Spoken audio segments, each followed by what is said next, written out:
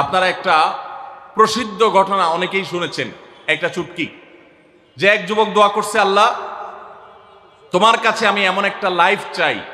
বিশেষ করে বেকার যুবকরা এগুলো বেশি দোয়া করে, আল্লাহ তোমার কাছে এমন একটা লাইফ চাই, বেশি কিছু না, যে লাইফে 2 হাত ভর্তি টাকা থাকবে আর আশপাশে শুধু নারী আর নারী থাকবে, এরকম একটা লাইফ চাই। তো আল্লাহ তাআলা তার দোয়া কবুল করে ফেলছে। দোয়া কি করছেন? কবুল করে ফেলছে। দোয়া কবুল করছেন কিভাবে?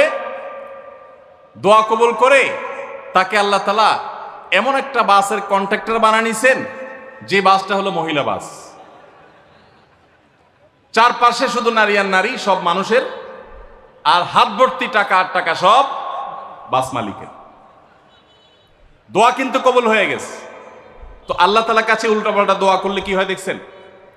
দেখুন, দাম্পত্য জীবনে সুখের জন্য দোয়া কিভাবে করতে হবে আল্লাহ শিখিয়ে দিয়েছেন। রব্বানা হাব লানা মিন আজওয়াজিনা ওয়া যুররিয়াতিনা কুররাতা আয়ুন। আল্লাহ, আমার পরিবারের সদস্যরা যেন এমন হয় যে তাদেরকে দেখলে আমার নয়ন জুড়িয়ে যাবে। অর্থাৎ নয়ন জোড়াতে হলে সব দিক থেকে পারফেক্ট হতে হবে, সব দিক থেকে ভালো হতে হবে, তখনই তো দিল জুড়াবে।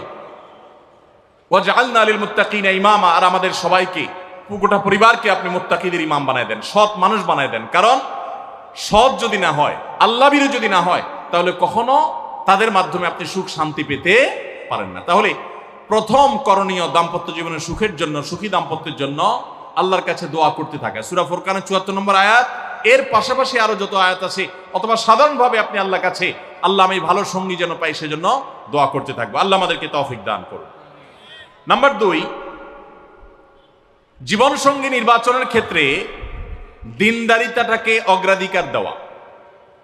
কোনটাকে অগ্রাধিকার দেওয়া? ধার্মিকতাকে অগ্রাধিকার দেওয়া। নবী করিম সাল্লাল্লাহু আলাইহি ওয়াসাল্লামের প্রসিদ্ধ একটা হাদিস আপনারা অনেকে শুনেছেন। তিনি বলেছেন, তুনকাহুল মারআতু লিআরবা। 4টি জিনিস দেখে সাধারণত মেয়েদেরকে বিয়ে করা হয়, বা মেয়েরা ছেলেদেরকে বিয়ে করে। 4টি জিনিস। সে 4টি জিনিসে একটি হলো লিমালিহা। সাধারণত পয়সা করে দেখে বিয়ে করা হয়। অনেক ছেলে ফেলে আছে দেখবেন, ছেলে ফেলে কি মুরব্বীরাও আছেন অনেকে, যে ছেলে বিয়ে করার জন্য পয়সাওয়ালা বাপের মেয়ে খোঁজে। আছে না নেই? পয়সাওয়ালা বাপের মেয়ে খোঁজে। কত যুবক যে এ পর্যন্ত চিরকুট লিখে পাঠিয়েছে আমাদের কাছে, যে হুজুর বেকারের জন্য কেউ মেয়ে বিয়ে দিতে চায় না। আবার অনেকে লিখে পাঠিয়েছে, হুজুর সরকারি চাকরি ছাড়া মেয়ের বাবারা মেয়ে দিতে চায় না। আছে না এই সমস্যা? তো নবী সাল্লাল্লাহু আলাইহি ওয়াসাল্লাম বলেছেন, সম্পদ দেখে অনেকে বিয়ে করে, আবার অনেকে রূপ লাবণ্য চেহারা ছবি দেখে বিয়ে করে, অনেকে সামাজিক অবস্থান প্রতিপত্তি বংশমর্যাদা দেখে বিয়ে করে, আর অনেকে দিনদারিতা ধার্মিকতা দেখে বিয়ে করে। নবী সাল্লাল্লাহু আলাইহি ওয়াসাল্লাম বলেছেন, ফাজফার বিজাতিদ দ্বীন। তোমরা বিয়ের ক্ষেত্রে এই ধার্মিকতা দেখে বিয়ে করে সেই বিয়ে তোমরা সফল হওয়ার চেষ্টা করবে, কারণ এটাই হলো সুখের মূল চাবিকাঠি। আপনার স্ত্রী, আপনার স্বামী, আপনার জীবন সঙ্গী সঙ্গিনী যদি নেককার হন, আল্লাহভীরু হন, তার যদি কোনো একটা জায়গায় সারেন্ডার করার জায়গা থাকে, তো আপনি নিশ্চিত থাকতে পারেন তাকে নিয়ে আপনি সুখে থাকবেন। আর যদি সে আল্লাহর কাছে নিজেকে সারেন্ডার না করে, আল্লাহর কাছে নিজেকে আত্মসমর্পণ না করে, মুত্তাকি না হয়, আল্লাহভীরু না হয়, তাহলে তাকে দিয়ে আপনি কখনো প্রকৃত সুখ সন্ধান করতে পারবেন না। এজন্য ভাইরা, দাম্পত্য জীবনের সুখের জন্য দ্বিতীয় গুরুত্বপূর্ণ বিষয় হলো জীবন সঙ্গী সঙ্গে নির্বাচন করার ক্ষেত্রে অন্য যাই থাকুক আর না থাকুক, ধার্মিকতা আছে কিনা এটা দেখতে হবে। এটা যদি দেখেন, তাহলে সেক্ষেত্রে ইনশাআল্লাহ আপনি সুখী হবেন। ধার্মিকতার আবার সংজ্ঞা কি? এখানে মুশকিল হলো, আজকাল মেয়েদের বোরকা পরলেই মনে করা হয় ধার্মিক, ছেলেরা নামাজ পড়তেছে মনে করা হয় ধার্মিক। এইটুকুই শুধু ধার্মিকতার সংজ্ঞা নয়।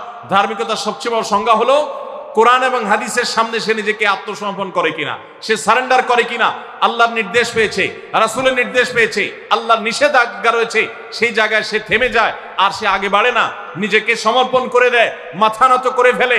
এরকম যদি হয়, তাহলে সেই ছেলে নিয়েও সুখী থাকবেন, সেই মেয়ে নিয়েও সুখী থাকবেন। আমি বিশেষ করে মেয়ের বাবারা যারা নিজের মেয়ে বিয়ে দেওয়ার জন্য সরকারি চাকরিজীবী খুঁজেন, পয়সাওয়ালা খুঁজেন, বিভিন্ন বড় বড় পদে থাকা মানুষগুলোকে খুঁজে বেড়ান, আমি তাদেরকে বলি, আপনার মেয়ের জন্য ফজরের নামাজের সামনের কাতারে থাকা যুবকগুলোকে খুঁজে বের করেন। এই যে যুবকরা চিৎকার করছে, সবাই ফজর নামাজ পড়েন? আল্লাহ সব যুবককে ফজর নামাজ জামাতের সাথে পড়ার তৌফিক দান করুন। ভাইরা আমার, যেই ছেলে আল্লাহকে ভয় করে, যেই ছেলের ভিতরে কোরআন এবং হাদিসের কাছে আত্মসমর্পণ করার মতো মানসিকতা আছে, এই ছেলে আর যা হোক তার স্ত্রীকে কখনো কষ্ট দিবে। যেই মেয়ে কোরআন হাদিসের কাছে নিজেকে সমর্পণ করেছে, কোরআন হাদিস যেহেতু স্বামীকে শ্রদ্ধা করতে বলে, এই মেয়ে কখনো স্বামীর প্রতি অশ্রদ্ধা করবে না। অতএব দাম্পত্য জীবনের অনেক গুরুত্বপূর্ণ একটা পয়েন্ট হলো এটা, যে আপনি তার রূপ লাবণ্য, সামাজিক অবস্থান, সম্পদ, পয়সা কড়ি এগুলো দেখেন বা না দেখেন, প্রধান বিবেচ্য বিষয় হবে তার ধার্মিকতা। এটা যদি দেখেন, ইনশাআল্লাহ দেখবেন যে আপনি সুখে থাকবেন। আল্লাহ তাআলা আমাদের সবাইকে এই দিকটাকে বিবেচনা করে আমাদের দাম্পত্য জীবনকে গড়ে তোলার তৌফিক দান করুন।